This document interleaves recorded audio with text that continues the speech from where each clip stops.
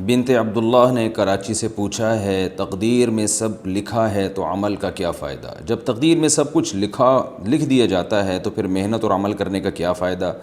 کیونکہ ہونا تو وہی ہے جو اللہ نے لکھ دیا ہے۔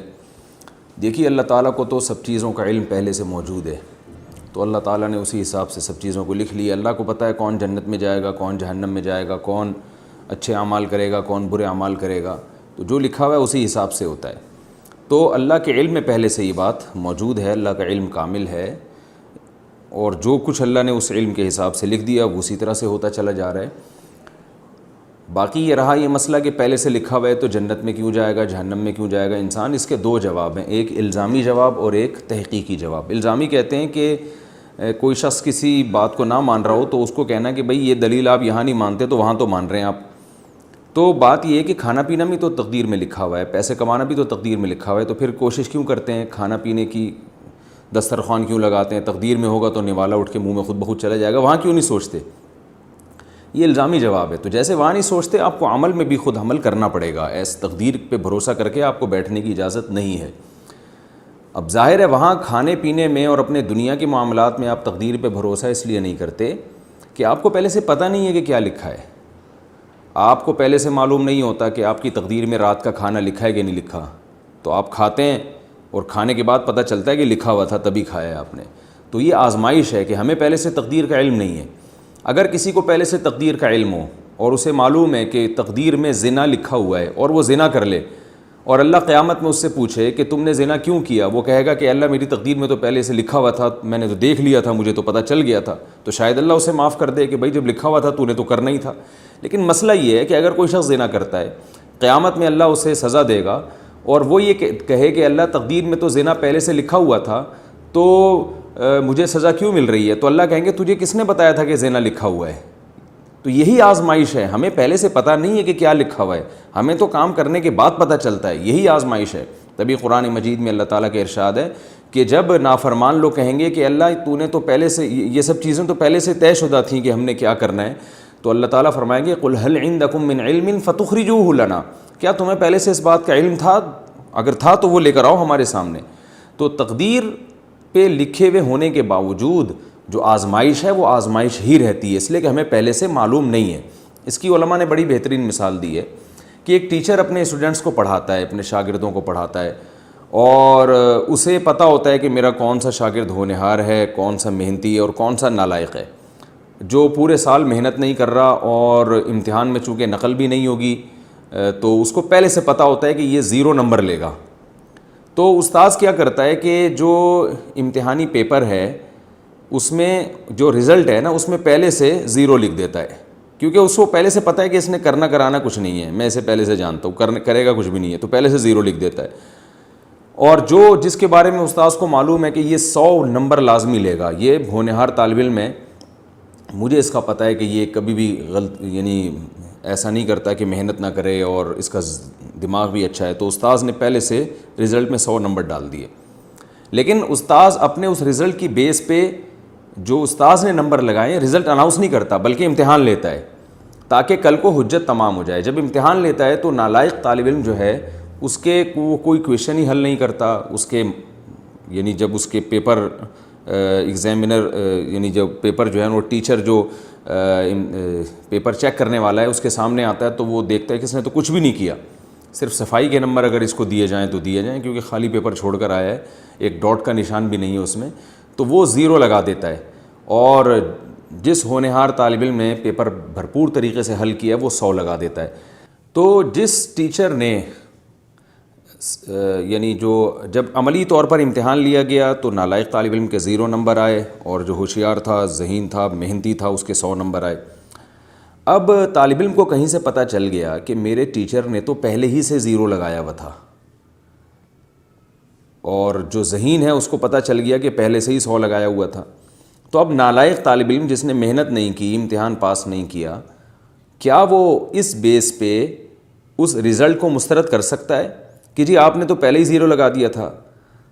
اگر وہ کیس کرے اور کہے کہ ٹیچر سے کہ آپ نے تو رزلٹ کے پیپر میں پہلے ہی 0 لگا دیا تھا، تو جو ٹیچر ہے نا وہ یہ کہے گا کہ تم یہ نہ دیکھو کہ میں نے لگایا تھا نہیں لگایا، تم یہ دیکھو میں نے صحیح لگایا تھا غلط لگایا تھا۔ مجھے چونکہ پتہ تھا کہ تم نالائق ہو تو میں نے تمہیں آزمایا ہے اور تم اس امتحان میں ناکام ہوئے ہو. تو مجھے پہلے سے علم تھا کہ ناکام ہوئے ہو, لہٰذا میں نے پہلے ہی لگا دیا تھا کیونکہ میرا علم کامل ہے. تو انسان سے تو پھر بھی غلطی ہو سکتی ہے, وہ جس طالب علم کو 0 نمبر دینے چاہیے اس کو 50 دے سکتا ہے, 20 نمبر دے سکتا ہے, لیکن اللہ سے غلطی نہیں ہوتی. تو اللہ نے تعالیٰ نے چونکہ تقدیر کا علم مخفی رکھا ہے, لہذا ہماری اب آزمائش اس میں یہ ہے کہ ہمیں نہیں پتہ کہ ہم جنت میں جائیں گے جہنم میں جائیں گے, ہمارے مقدر میں گناہ لکھا ہے نیکی لکھی ہے, ہمیں عمل کرنا ہے. حدیث میں آتا ہے اعملوا فکل میسر لما خلق لہ, جس نے جہاں جانا ہے وہ ویسے اعمال کرتا ہے. تو آپ اچھا عمل کر کے دیکھیں, اگر آپ اچھا عمل کریں گے, کوشش کریں گے تو اللہ کا وعدہ ہے عمل کی توفیق ملے گی آپ کو, اور جب عمل کی توفیق ملے گی تو اللہ کا وعدہ ہے اچھا عمل اس کی علامت ہے کہ آپ کے مقدر میں جنت لکھی ہوئی ہے. اور آپ برائی کر کے دیکھیں, اگر آپ برائی کرنے کی کوشش کرتے ہیں تو آپ سے برائی ہوگی, اور جب برائی ہوگی آپ سے تو یہ اس کی علامت ہے کہ آپ کی قسمت میں برائی لکھی ہوئی تھی, اور پھر اس کی بیس پر جب آپ جہنم میں جائیں گے, اللہ ہم سب کو پناہ میں رکھے, تو یہ اس کی علامت ہے آپ کے مقدر میں جہنم لکھی ہوئی تھی. لیکن یہ مقدر پہلے سے معلوم نہیں ہے, آپ کے کرنے کے بعد پتہ چلتا ہے. تو آپ کو اللہ نے اختیار دیا ہے کہ آپ نیکی کریں تو نیکی کرتے چلے جائیں گے, برائی کریں تو برائی کرتے چلے جائیں گے. جیسے دنیا میں اللہ نے رزق بھی مقدر میں لکھا ہوا ہے, تو ہم رزق کی تلاش پھر بھی کرتے ہیں کیونکہ ہمیں نہیں معلوم کہ ہمارے مقدر میں روزی ہے یا نہیں ہے.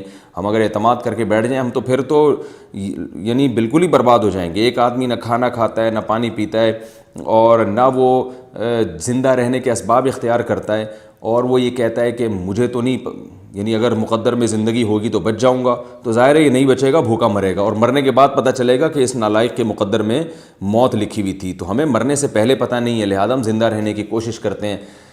بالکل اس کی مثال ایسے ہے جیسے ایک زید نے بکر کو قتل کیا. اب بکر کو قتل کیا, بکر کے وارث زید کے پاس آئے اور کہنے لگے کہ ہم آپ سے انتقام لیں گے. اب زید دلیل میں تقدیر کا حوالہ پیش کرتا ہے. زید دلیل میں یہ کہتا ہے کہ میں نے 20 سال کی عمر میں بکر کو قتل کیا. بکر کی عمر 20 سال تھی, تو تقدیر میں اس کی عمر 20 سال لکھی ہوئی تھی کہ نہیں لکھی ہوئی تھی؟ بکر کے جو وارثین ہیں, لواحقین ہیں, وہ کہیں گے یقیناً موت کا وقت تو مقدر ہے. تو زید کہے گا کہ جو وقت مقدر تھا اسی پہ مرا ہے نا وہ, تو میرا کیا قصور ہے اس میں؟ تو کیا بکر کے لواحقین زید کو اس بیس پہ چھوڑ دیں گے؟ یقیناً نہیں چھوڑیں گے, اور دنیا میں کوئی بھی نہیں چھوڑتا. تو جیسے وہ نہیں چھوڑتے اللہ بھی نہیں چھوڑے گا, قتل کی سزا دے گا. وجہ اس کی یہ ہے کہ بکر کے وارثین زید کو یہ کہیں گے کہ اس نے 20 سال میں, اس کی عمر تو 20 سال ہی تھی, لیکن تجھے کس نے بتایا تھا کہ اس نے 20 سال میں مر جانا ہے؟ ظاہر سے تو یہی لگ رہا تھا کہ ابھی مزید زندہ رہے گا, آپ نے جا کے اس کو گولی مار دی ہے.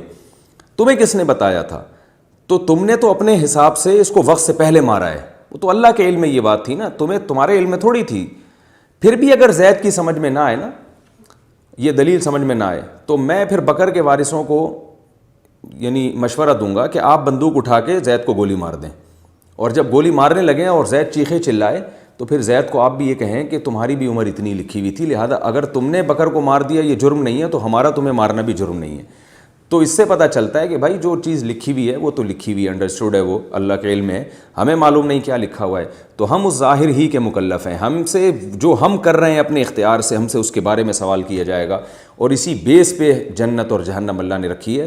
تو تقدیر کا عقیدہ اپنی جگہ بالکل درست ہے, لیکن اس بیس پر ہم عمل کو چھوڑ نہیں سکتے, اور ہمیں جو جنت ملے گی تو اچھے اعمال, وہ اعمال جو ہم نے اپنے اختیار سے کیے ہیں, اور جہنم میں اگر کوئی جائے گا تو وہ اپنے ان اعمال کی وجہ سے جو اس نے اپنے اختیار سے کیے ہیں. اللہ تعالیٰ سے دعا ہے کہ اللہ تعالیٰ ہمیں نیک اعمال کی توفیق دے تاکہ ہم جنتی قرار پائیں, اور برے اعمال سے اللہ تعالیٰ ہماری حفاظت کرے تاکہ ہم جہنم سے ہمیشہ کے لیے محفوظ ہو جائیں.